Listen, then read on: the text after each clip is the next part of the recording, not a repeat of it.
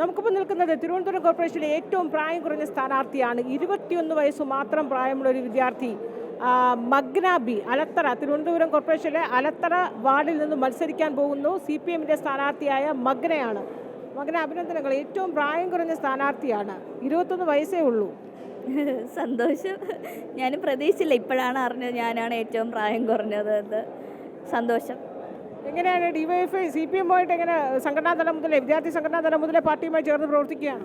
നേരത്തെ SFI കോളേജിൽ പഠിക്കുമ്പോൾ SFI ഉണ്ടായിരുന്നു. പിന്നെ ഇപ്പം നമ്മുടെ യൂണിറ്റിലെ DYFI യൂണിറ്റിലെ സെക്രട്ടറിയാണ്. DYFI-യുടെ മേഖല എക്സിക്യൂട്ടീവ് അംഗമാണ്. CPM-ന്റെ ബ്രാഞ്ച് മെമ്പറാണ്.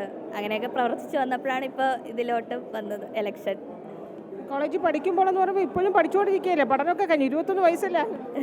നേരത്തെ കോളേജിൽ പഠിച്ചിട്ടുണ്ടായിരുന്നു, യൂണിവേഴ്സിറ്റി കോളേജിൽ. അത് കഴിഞ്ഞിട്ടാണ് ഇപ്പം അനസ്തീഷ്യ ടെക്നീഷ്യനായിട്ട് പഠിച്ചുകൊണ്ടിരിക്കുന്നത്. അനസ്തീഷ്യ ടെക്നീഷ്യനായിട്ട് പഠിക്കുകയാണ്, കോഴ്സ് ചെയ്യുകയാണ്. എവിടെയാണ്? ഹരിപ്പാട്, ആലപ്പുഴ. അപ്പോൾ അവിടെ കോഴ്സ് ജോയിൻ ചെയ്തു?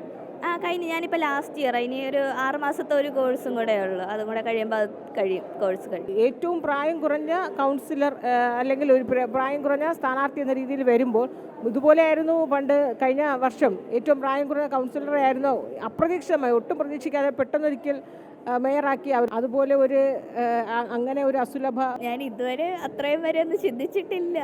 അറിയില്ല, ജയിച്ചാൽ മാത്രമാണല്ലോ. ജയിക്കുമെന്ന് പ്രതീക്ഷയുണ്ട്. ബാക്കിയെല്ലാം എല്ലാവരുടെയും കയ്യിലാണല്ലോ. 30 വയസ്സിന് താഴെയുള്ള 13 സ്ഥാനാർത്ഥികളാണ് LDF ഈ പട്ടികയിൽ പുറത്തിറക്കിയിരിക്കുന്നത്. എൻ്റെ പ്രായത്തിനും ഒക്കെ ഉള്ളവരെല്ലാവരും ആയി ഉണ്ടാവുമെന്ന് ഞാൻ പ്രതീക്ഷിക്കുന്നുണ്ട്. എല്ലാവരും കൂടെ നിൽക്കും. വനിതാ വാർഡാണ്? വനിതാ വാർഡാണത്. അപ്പോൾ അവിടെ ഈ രീതിയിൽ പാർട്ടിയുമായി ചേർന്ന് പ്രവർത്തിച്ചിട്ടുണ്ട്. പക്ഷേ ഇനിയിപ്പോൾ ജനങ്ങൾക്കിടയിലേക്ക് ഇറങ്ങി ചെല്ലുക എന്ന് പറയുന്നത് ആദ്യത്തെ എക്സ്പീരിയൻസ് ആയിരിക്കും. അത് ആദ്യത്തെയാണ്. നേരത്തെ മറ്റേ പാർലമെൻറ്റ് ഇലക്ഷനും ഇതേപോലെ ഇറങ്ങിയിട്ടുണ്ടായിരുന്നു. അപ്പോൾ ഓരോ വീടും എവിടെയൊക്കെയാണ് ഒരു ഇതുണ്ട്, എങ്ങനെയൊക്കെ ആകും എന്നൊക്കെ ഒരു എന്താ പറയും, നേരത്തെ കുറച്ചറിയാം.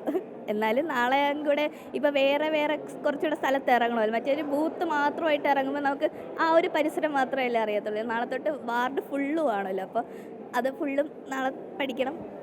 അങ്ങനെ.